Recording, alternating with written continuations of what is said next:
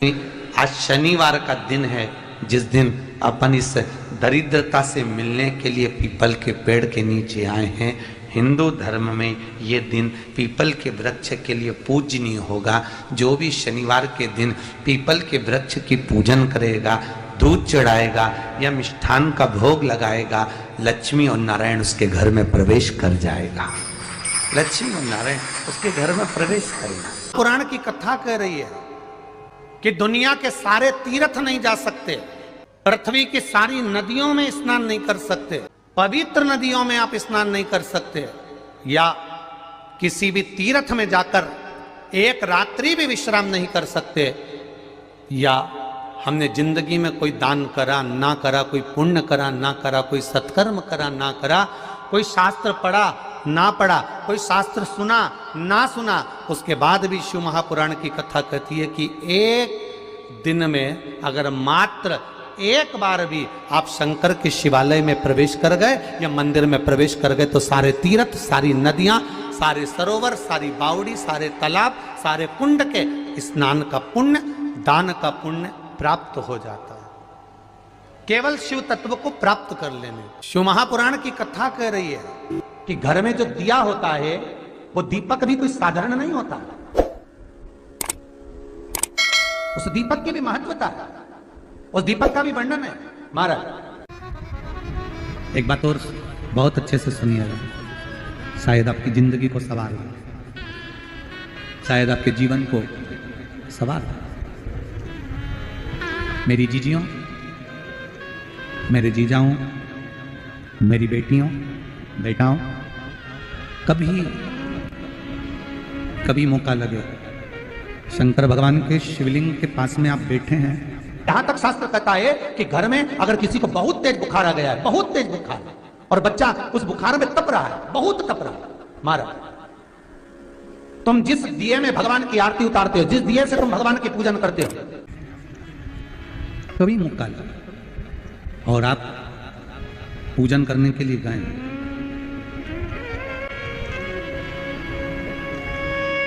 कभी पूजन करने के लिए, और आपको शंकर भगवान के शिवलिंग के पास में या शंकर भगवान के शिवलिंग के ऊपर कनेर का अगर पीला फूल देखा है ना आप लोगों ने, अरे बोलो तो जम के, देखा है? कनेर का यदि पीला फूल शिवलिंग के आसपास में या शंकर भगवान के ऊपर कहीं रखा हुआ भी दिख जाए, विषम परिस्थिति हो, बहुत हिम्मत ना हारते हुए, कभी भगवान अकेले में एकांत में आप पहुंचे उनके पूजन के लिए, कनेर का पुष्प वहां रखा है, चाहे वो जलाधारी पर रखा हो, चाहे वो शिवलिंग के पास में रखा हो, शिवलिंग पर रखा हो, उस कनेर के पुष्प को अगर आप 5 जगह का स्पर्श कराकर अपने हृदय की बात कहकर वापिस महादेव को समर्पित कर देते हो तो भी मेरा महादेव तुम्हारे दुख का निवारण कर देगा। अब वो 5 स्थान, वो 5 स्थान, पहला गणेश जी, गणेश जी का जो स्थान होता है वह जगह, दूसरा षडानंद कार्तिक, तीसरा अशोक सुंदरी वाला स्थान, चौथा जलाधारी जो ऊपर से बूंद बूंद जल नीचे गिरा रही है, जया, विषहरा, शामली बारी, दौतली, देव, शंकर जी की 5 बेटियों का, और 5वें नंबर का है शंकर भगवान के, जो कैसे वर्णन किया जाए, त्रिशूल के 3 भाग होते हैं। करें दर्शन आप लोगों ने, जैसे सामने त्रिशूल लगा है, इस त्रिशूल के ऊपर देखेंगे तो 3 भाग दिख रहे हैं, नजर आ रहे हैं सबको? त्रिशूल का जो 3 भाग होता है, उस 3 भाग का जहां ज्वाइंट होता है, जहां मिलता है, एक जगह पर देखो तीनों भाग एक जगह पर मिले हुए, 3 भाग का जहां मिलन होता है, 5वां स्थान, ये 5वां स्थान, यहां पर स्पर्श कराकर शिवलिंग पर अपनी कामना कर कर श्री शिवाय नमस्तुभ्यम कहकर बाबा से अपने मन की बात कहकर जो समर्पित कर देता है, हम 3 महीना भी नहीं कहेंगे, हम तो कहेंगे अगर ज्यादा दुख है 3 दिन इंतजार करना, मेरा बाबा उस दुख को मिटाएगा। 3 महीना बहुत दूर, पर करना है दिल से। और कई तरह के दीपक होते हैं, दीपक का भी विधान वर्णन किया गया, उस दिए का भी वर्णन किया गया। यहां तक शास्त्र कहता है कि घर में अगर किसी को बहुत तेज बुखार आ गया है, बहुत तेज बुखार, और बच्चा उस बुखार में तप रहा है, बहुत तप रहा है, मारा, तुम जिस दिए में भगवान की आरती उतारते हो, जिस दिए से तुम भगवान की पूजन करते हो, उस दिए की बत्ती को नीचे डाल दीजिए और उस दिए को पानी की बाल्टी में धो दीजिए। कौन सी बाल्टी में? जिस बाल्टी के पानी से आप बच्चे को स्नान करा सको। मारा, केवल भगवान पर से ले जाकर, पास में से ले जाकर उस बाल्टी में थोड़ी देर डाल दो और उस बाल्टी के पानी से उस बच्चे को स्नान करा दीजिए। 15 से 20 मिनट, आधा घंटा लगेगा बच्चे का। बड़ी बेचैन दिख रही हो तुम, क्या बात है? पार्वती जी कहती है, देवव्रत, कश्मीर प्रदेश का एक भक्त देवव्रत बेलपत्री के वृक्ष के नीचे बैठकर आपका मंत्र जाप कर रहा।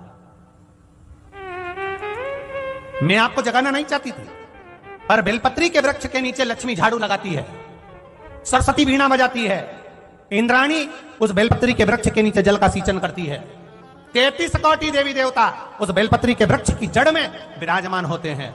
इसलिए देवव्रत एक बार पंचाक्षर मंत्र बोलता है तो वो 33 करोड़ बार गिना जाता है, ऐसा बेलपत्री का वृक्ष होता है। बेलपत्री के वृक्ष के नीचे एक बार अगर भगवान का नाम लिया जाता है तो वो 33 करोड़ बार, 33 कोटि बार गिना जाता है। एक मंत्र केवल नमः शिवाय, ओम नमः शिवाय, नमः शिवाय, ओम नमः शिवाय, 33 कोटि बार गिना है, 33 कोटि। कितना सुंदर लिखा है। फिर वही वाली बात आ गई जो पहले कथा में कहा, अपने लिए अच्छा वाला घी छाट के लाना, अच्छी कंपनी का लाना, और जब यज्ञ करने बैठे, पूजन करने बैठे, हवन करने बैठे, भगवान का कोई पाठ पूजन करवाई, पूजा वाले दुकान पे बोलना कि पूजा का घी चाहिए। तो वो पूजा का सामान बेचने वाला भी चतुर था, उसने पूजा का ही घी दिया। तो इन्होंने पूछा, भैया ये घी कितने का? तो क्या 80 रुपए का? तो 80 रुपए का आधा किलो? तो क्या पूजा का है? भारत की भूमि पर इस मृत्यु लोक में, पूरे विश्व में ऐसे कई घर हैं जिनके घर में गुजारा करने के भी आफत है, पहनने के कपड़े नहीं, किसी के यहां पर भोजन नहीं, किसी के यहां जमीन नहीं, किसी के यहां दुकान नहीं, कोई पूरी जिंदगी किराए के मकान में निकाल देता है। नहीं,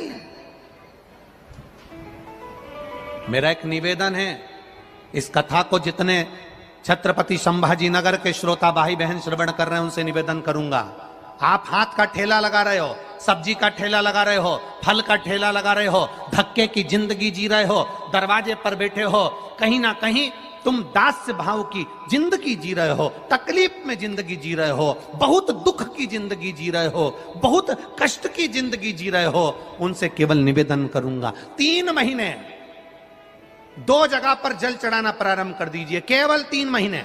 एक शंकर भगवान के शिवलिंग पर, दूसरा बेलपत्री के पेड़ के नीचे, 2 जगह पर जल चढ़ाना 3 महीने लगातार चालू कर दो, बाबा तुम्हारा हाथ पकड़कर तुम्हें उन्नति की सीढ़ी पर चढ़ा देगा। हमें कोई चमत्कार करना नहीं आता, और ना हम कोई तंत्र विद्या या मंत्र विद्या जानते हैं, ना हमारे पास में बेल है, ना हमारे पास में भभूति है, हमारे पास में तो केवल शिव का नाम है। आप श्री शिवाय नमस्तुभ्यम बोलो, ओम नमः शिवाय बोलो, नमः शिवाय बोलो, चाहे महामृत्युंजय मंत्र बोलो, उसका स्मरण करते करते भगवान शंकर के शिवलिंग पर जल, और उसी पात्र में जो जल तुमने शंकर जी को चढ़ाया है उसमें से बचा हुआ थोड़ा सा जल बेलपत्री के पेड़ के नीचे चढ़ाना प्रारंभ कर दो। अलग से बेलपत्री के पेड़ के नीचे चढ़ाने के लिए अलग से लोटा भर के जल जरूरत नहीं पड़ेगी। जो तुमने शिव जी को जल चढ़ाया, जो तुमने देवाधिदेव महादेव को जल चढ़ाया, बस उसी पात्र का जल शंकर जी को चढ़ाओ, उसमें से बचा हुआ थोड़ा सा जल बेलपत्री के वृक्ष के नीचे चढ़ाना प्रारंभ करना। कौन सा बेलपत्री का वृक्ष? जिसकी छाया आपके ऊपर आ रही हो।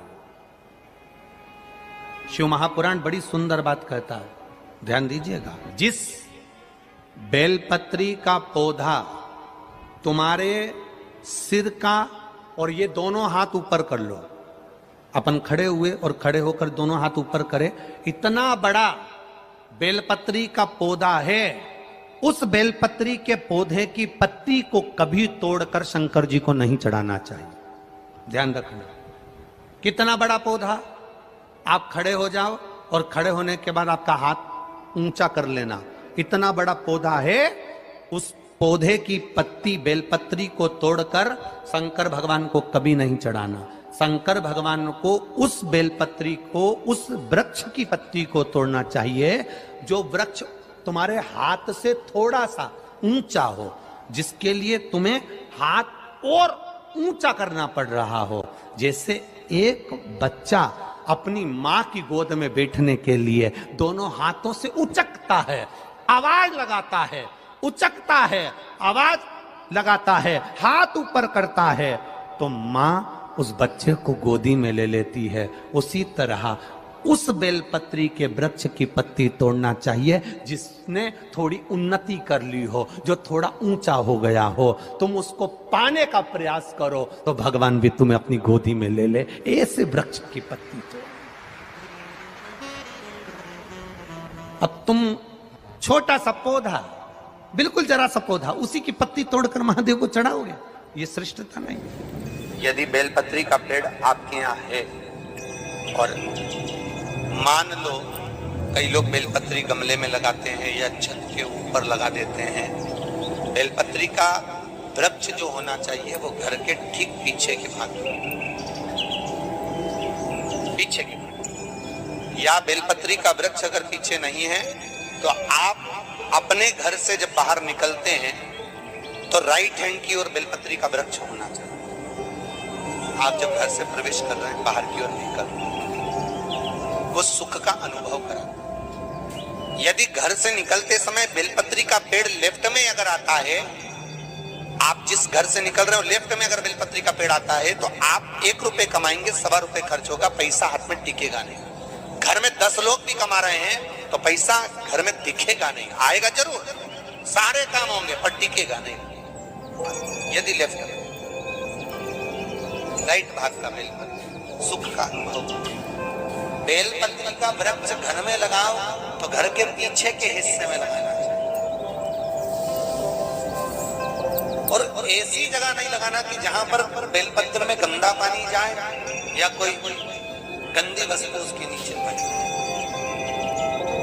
33 करोड़ देवी देवता बेलपत्री के पेड़ के नीचे सोमवार के दिन, कोई रविवार के दिन, कोई मंगलवार, कोई बुधवार, कोई गुरुवार, कोई शुक्रवार, कोई शनिवार के दिन बेलपत्री के नीचे आकर 33 करोड़ देवी देवता हो तप करते हैं, साधना करते हैं। बेलपत्री के पेड़ का बड़ा प्रमाण है। एक बेलपत्री ऐसी होती है जो कि शंकर पर अगर चढ़ी हुई है तो वापिस उतार कर धोकर फिर शिव को चढ़ा सकते।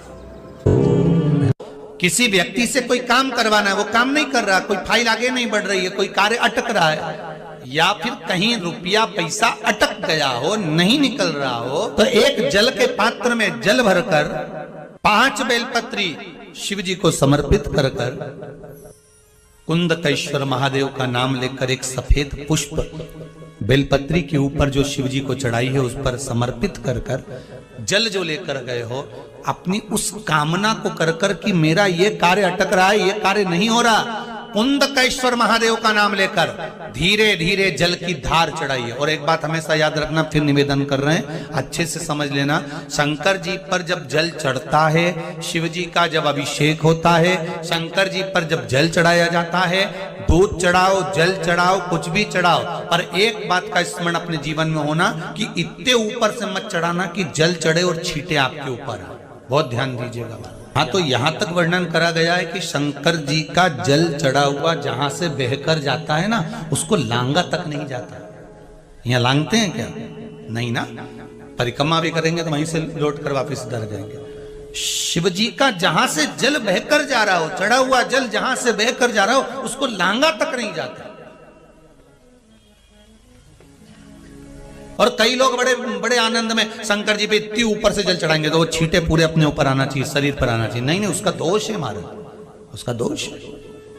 आप भगवान को अगर जल चढ़ाओ, दूध चढ़ाओ, तो मान लो अगर जैसे एक सरल भाषा में समझ लो और अच्छे से, कि जैसे ये शिवलिंग है, शंकर जी का ये शिवलिंग है। और आप जल चढ़ा रहे हो तो इतनी ऊपर से छोड़ोगे तो पानी का छींटा तो अपने ऊपर आएगा, पर वही जल, वही दूध, वही सामग्री आप शिवलिंग से थोड़ी सी दूरी बनाकर अगर आप समर्पित करेंगे तो बाबा उसको स्वीकार भी करता है और आनंद की अनुभूति भी होती है, कार्य में सिद्धता भी आती है, कार्य में उसकी सिद्धता भी आती है।